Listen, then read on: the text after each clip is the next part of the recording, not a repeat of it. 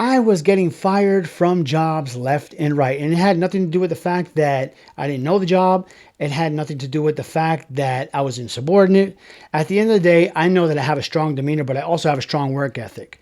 And a lot of times when people are not willing to put in the work, or they look at you like, hey man, like you're already on, why are you working so hard? It makes all the coworkers look bad. So they always find a way how they can try to send you out the back door. So unfortunately, I've been a victim of that. And unfortunately, I know many people have been a victim of that. And if you're watching my channel, then you've probably been a victim of it too, because it goes to show you that you're type A personality, you have a strong character, and unfortunately, not many people are going to reach that level. Try to live well and prosper. Don't trust your doctor. Ruthless with my wordplay. No, I'm not a shotter, but I got them hits, man, coming straight out the barrio. That's why I'm hip-hop sicario. I like my privacy. I show out every now and then. Hello, everyone, and welcome back to the Rolo Runs the City podcast. I am your host, Rolo. I greatly do appreciate you guys checking me out, man. I really do appreciate the support, man.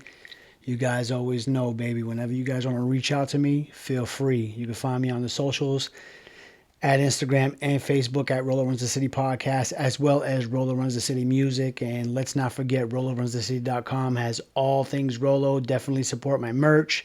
You guys already know I got the online store up and going. So feel free to check that out at RoloRunsTheCity.com. I'm also on X at Rolo Runs the City. If you check out the YouTube, I'm at Rolo Runs the City. You'll catch the podcast and the music. And remember, all streaming platforms, Rolo Runs the City podcast, as well as Rolo Runs the City. And of course, we're talking about the music aspect as well. And let's not forget, I just went ahead and just started up TikTok. So you can find me at TikTok at Rolo Runs the City _ at the end. So that's Rolo Runs the City _ at the end. So that's Rolo Runs the City _ Anyway, without further ado, we're going to go ahead and talk about the topic about controlling the narrative. And I feel like controlling the narrative is so important, because if you do not control your narrative, somebody else will. And trust me, your reputation and your brand really depends on you, specifically you, controlling the narrative. So if you don't control the narrative, someone else will, and they won't be kind. And the reason why I say that is because you're going to have so many people, especially when you're able to gain traction. They're going to put eyes on you. They're going to try to critique everything that you're doing. They're going to think you're doing everything the wrong way because it's not the way that they would do it. And you have to remember, many people that are criticizing aren't doing as well as you are in reference to maybe putting out your material, trying to build your brand, trying to make your money, trying to be spiritually sound, good with your family, being well respected in your community. A lot of these guys, they're in their mom's basement, they're trolling, they're leaving comments, saying stupid things, and that's all good, man. I'm going to tell you like this, I welcome all of that activity. And the reason why I say that is because I do believe to have dialogue is the most important thing. Whether it be positive or negative, at least there's a conversation going on. We can always agree to disagree, but always make sure that if you are going to be in front of a camera, if your voice is going to be behind the mic, you need to make sure that you are controlling your own narrative, because you don't leave that and you don't outsource that, especially to trolls. So, I mean, I'm telling you like this, a single DM, comment could be used against you, thanks to the screenshot, okay?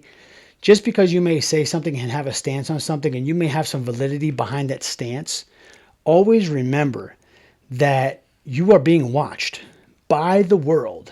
Back in the day, we called the internet the World Wide Web. And obviously, it's worldwide. I mean, we're talking about, from the caves of Afghanistan to the hills of Hollywood, California. You can be monitored, my friend, at any time, 24/7, 365 in a leap year. So let's make sure that we're doing everything that we need to do in order to keep things tight in-house. No need to air your dirty laundry, but at the same time, you can be opinionated. We could all agree to disagree, but at the same token, remember the message that you are trying to convey to people does not get misinterpreted. So it's up to you to control that narrative, to control your behavior. So then that way there's no misinterpretation. But I'm going to tell you like this, man. I had a situation where I had somebody who was trying to hijack my brand. Okay. And the reason why I say hijack is because a lot of people see that you're gaining traction. Traditionally, I've done interviews with people in the past, not on this show, but in shows prior. I've done interviews with people. I've had guests on my show. Not so much really the Rolo Runs the City podcast, but of course, I've had people come to my show before we started, doing some rebranding and changing some things. So I had a doctor, no need to say his name, not important, but he was in the medical field, and he reached out to me and he wanted to be a guest on my show. And I truly did not mind doing this. I really didn't. But it turns out, he was pretty much trying to hijack my platform. And the reason why I say that is because he went ahead and sent me a press kit of past interviews, what he's about, things of that nature. So of course I do my due diligence to make sure that I research this gentleman properly because he's going to be on my podcast. I said, okay, I'm going to have 10 solid questions for him for this podcast, and we're going to go from there. So he did quite a few interviews with a lot of independent podcasters, but I noticed that the format was exactly the same in every podcast. And that format was not going to fly on the Rolo Runs the City podcast because I administer the questions, you give me the answers. So then that way we make sure that we're providing value to our listeners where they feel like they're better off, in every way. They feel like they received a lot of value from the episode and they can apply it to their own life, carry that lifestyle. But that wasn't going to happen with this gentleman. I mean, even from when I had a meeting with him prior to possibly setting up a time where we were going to actually record the episode, he had his green screen up with his medical equipment, his book, his website. I mean, I'm talking about straight infomercial. Okay, if you guys aren't familiar with infomercials, I mean, they used to do it forever and a year. I think they stopped probably doing that. They may still be doing them. I'm not sure though. But the traditional format was regular cable TV that was consumed by your silent generation and your baby boomers. And it would be a person who would be talking about their product for like maybe 25 minutes to 45 minutes, maybe an hour, and try to sell you their product. They would put an 800 number. This was before really websites started really popping off. And it would just be a straight infomercial, just basically what their product was about and what it was going to help with. Anyway, it was just about them selling some product so then that way they could get their revenue. And I get it, man. To each is her own. So you got to go ahead and make sure that you do what suits you. But anyway, I talked to the gentleman. He didn't want to provide value. Okay. All he wanted to do was shoot an infomercial on my channel and then use my channel as some sort of launch pad for the people who watch my channel. So then that way he could possibly benefit for his gain and really not provide any value to the listener. Okay. And I'm not saying the guy didn't have anything to offer because I truly believe that we all have something to offer, even if we're not selling a product. Okay. But the problem was that he was so fixated on trying to sell his medical equipment, trying to sell his ebook, and trying to get people to drive to his website for a funnel. So then that way he could try to see if he can gain basically the most profit off of what he was able to do on my show. And I simply wasn't going to have it. Okay. My brand is my reputation. Okay. And I'm not going to compromise that for some cheap snake oil salesman who just wants to have these tactics and wants to display his cheap sales approach on my channel. I was not going to have it. You know what I mean? And I'm not trying to down the gentleman. You do what you got to do. You make your money however you see it. For me, I'll be honest with you. This is very self-driven, as in Rolo drives this by himself.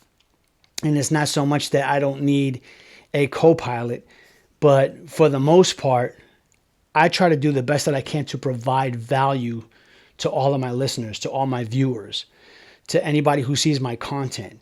Because at the end of the day, my brand is my reputation.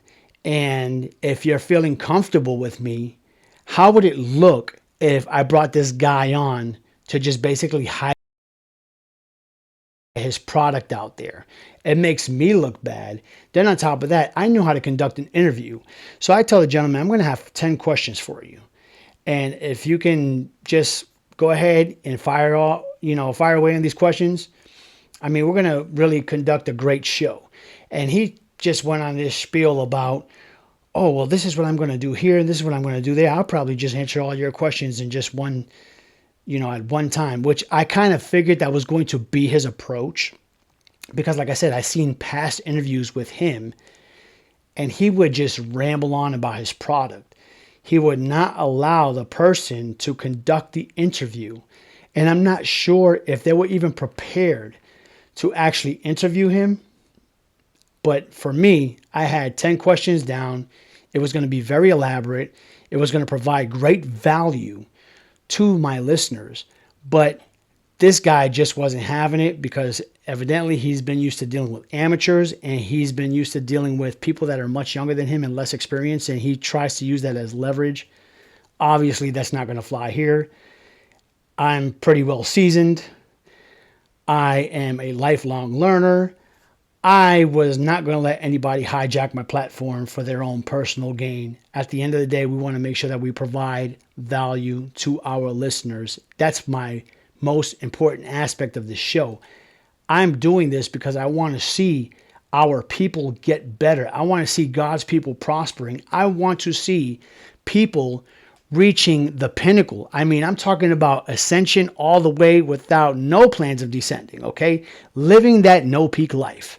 And if I would have brought that guy to my show, it would have went against all of my beliefs. And I didn't want that to happen. So, you have to be very clear and concise about what you want to do as you represent yourself. Like me, I represent my show, doing what I need to do, living by what I talk about my show, not just talking about it and not living it. If I talk about it, it's because I'm living it. So that's one thing here. I don't got a lot to kick it. It is what it is.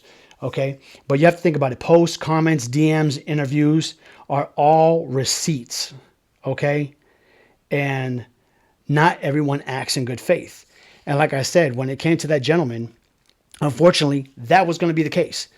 He was not going to do his stuff within good faith of trying to provide value for the listener. All he was trying to do was just make a sales pitch and see what happens. First of all, somebody putting a green screen up with their product in the background, their ebook in the background, their website, just green screening it up, it just screams unprofessionalism. It's not professional whatsoever. There's nothing professional about it. I mean, it's like equivalent to the thrift shop. Okay? It's secondhand. It's $2 items, things of that nature. Look, and I'm not knocking anybody who wants to do thrift shop stuff. But at the end of the day, it's almost like you can't bring your thrift shop clothes in to my retail store and say, hey, do you guys do consignment? I want to see if I can go ahead and sell these clothes, and let's see how much money that I could possibly make. What are you guys going to offer me? Like, this is not how it works. Okay. And I'm just saying, of course, in reference to the metaphor here, this is a nice retail business. We're not selling secondhand goods here. So if you can, take your trash bags out and either take them to your house or throw them in the dumpster, but they don't belong in my store. So that was my approach. And I was not being mean. I went ahead and emailed the gentleman. And of course, I didn't expect the email back, obviously, because the guy was he was Morton's, which means he was salty. Okay.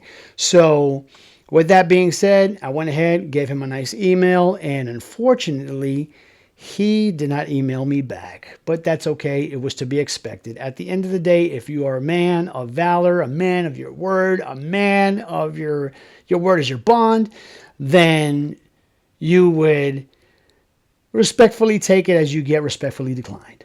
But that's like me. I've been declined many a times. I don't sit there. I'm not salty about it. Hey, thank you for your consideration. I'm not hanging up on a call. I say, hey, well, I do appreciate you taking the time to speak with me today. It's a level of professionalism. If you're not willing to be a professional, then you don't need to be on my podcast.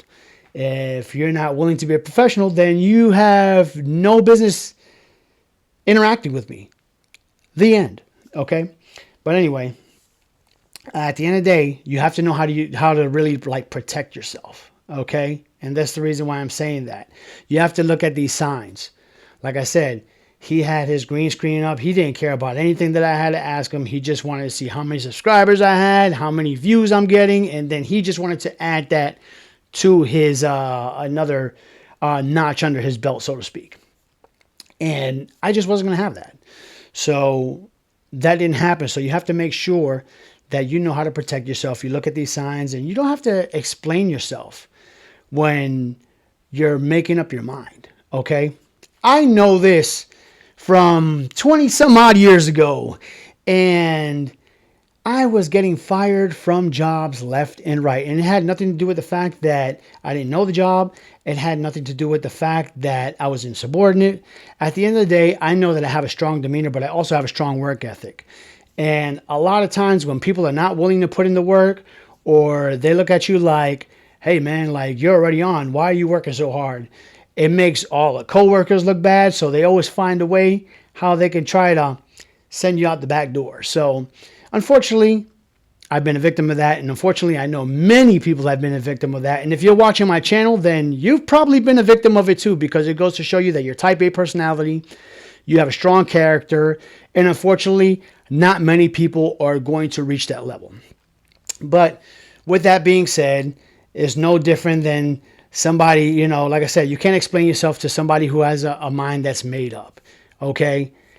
There were jobs that I knew I was going to get terminated. And I walk in the door and they're like, oh yeah, have a seat. They want to see me in the back. And, they got extra personnel with them just in case if they think, the employee's going to flip out or whatnot, which, obviously, that's not what I'm about. And I feel bad if somebody had to go through that. But, and say, unfortunately, we're going to have to part ways with your services. So you're being terminated starting from today. And my thing was, because at the time, this was before direct deposit, I was getting paper checks and stuff like that. I was like, okay, so how do I go about getting my last paycheck? Are they going to mail it to my home, or do I have to come here next Friday? How is that going to work? And that was just basically it. And that was just me acknowledging the fact that their mind is made up. And unfortunately, many people are so scared whenever things like this happen. They try to beg for their job back. And there's no need for begging. Like, their mind's made up. Like, you're dead to rights. They've made their mind up. They're done. So therefore, you need to make sure that you do what you have to do. Leave with some dignity. Ask the questions that you need to ask, whether they're going to mail your check or whether if you're going to go ahead and have to come by next Friday. But of course, now they have direct deposit. You could inquire about, hey, so on my last check, I know is going to be direct deposited. Will I be receiving the hours from last week? If you're getting paid bi-weekly, maybe they pay you for every 2 weeks, whatever it is. You can kind of get the notes on that. But at the end of the day, when people have made their mind up, it is what it is. It's no different than anybody political where they feel like they don't want to listen to anything that you have to say because, they're either left or they're right or they're right in the middle.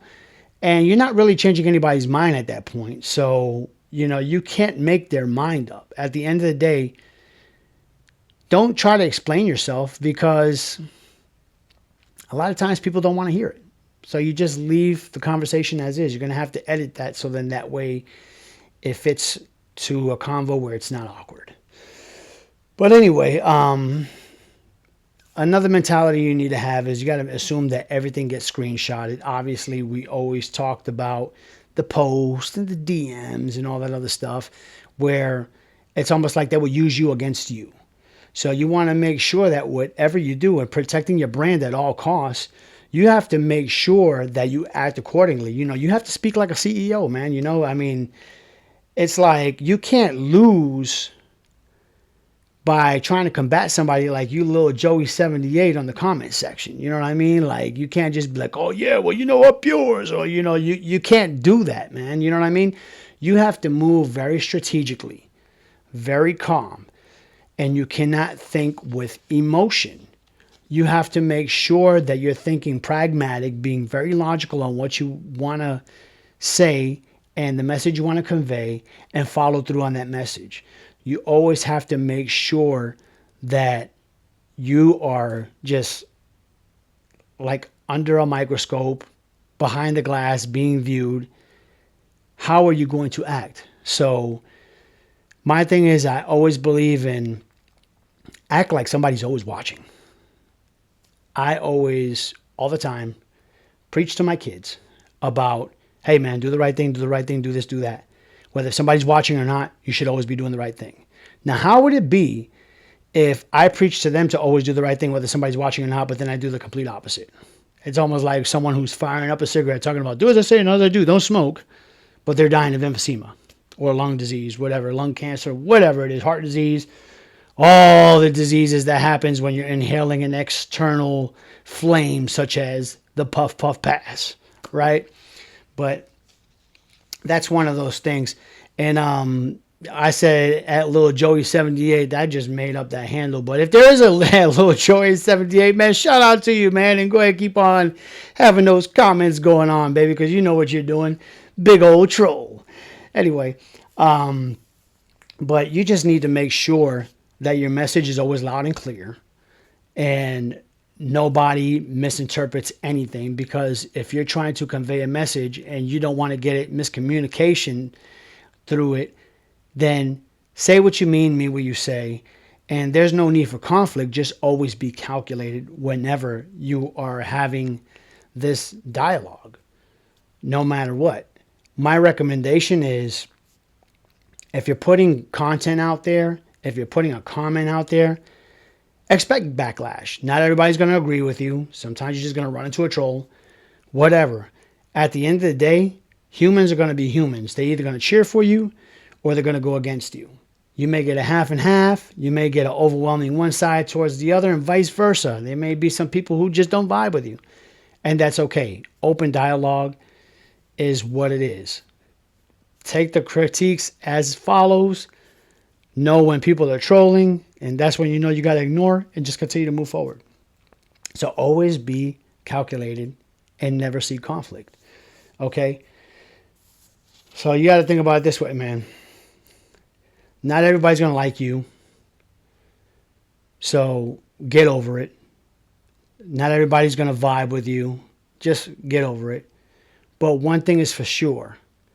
Make sure your brand is always respected. And nobody's going to respect your brand who doesn't respect themselves. That goes without saying, okay? And we all know that. It's like, hey, how can I expect, little Joey 78 to respect me? Well, he don't even respect himself, man. I mean, he's over there, watching cornflakes, in his mom's basement, over there starching his sock. I mean, you guys know what I'm saying, right? Can't find a date because he'll never have one. He's over there smoking a bowl in the basement, and that's just what he does, okay? So you got to learn that people aren't always going to respect you or even respect your brand because they don't respect themselves. But at the end of the day, if you don't want to respect me, that's fine. But you must respect the brand, because the brand represents power. The brand represents authenticity. The brand represents never settle. The brand represents success is my only option. Okay? So I want everybody to understand that. At the end of the day, they may not respect you, but you make sure you command respect for your brand. And always control your narrative. Because if not, somebody else is going to do it for you. And trust me, you are not going to like it. There's going to be a lot of people that are going to go and they're going to try to jack your, especially if you're making noise. They're going to try to jack your video and have their little stitch incoming, all this other crap. Dude, it is what it is. But at the end of the day, you can't deny what you have going on. And what God has for you, no man can stop. Well, anyway, man, that's my episode for this week. I greatly do appreciate you guys checking me out. You guys have been wonderful. Thank you for the support. Thank you for the views. Thank you for the subscriptions. I greatly do appreciate you guys. Make sure you guys subscribe to my channel on YouTube. Definitely follow my content on Spotify. Feel free to hit me up on the socials at Rolo Runs the City Podcast, at Rolo Runs the City Music on Facebook and Instagram. Actually, you guys can also check out at Rolo Runs the City _, on TikTok. I am on TikTok now. Please feel free to check out the merch. Check out the store on my website at Rolo Runs the City. Excuse me. Man, I'm jacked. I'm done. Let's do it. I am so just, I'm overwhelmed with the love that I'm getting, man. But definitely feel free to check out RoloRunsTheCity.com. I got merch there. And like I said, man, sometimes the mind moves faster than the mouth. But anyway, y'all take care. Godspeed. I greatly do appreciate you guys checking me out this week. And remember, be the goat, never a sheep, and don't sleep on your dreams. Peace.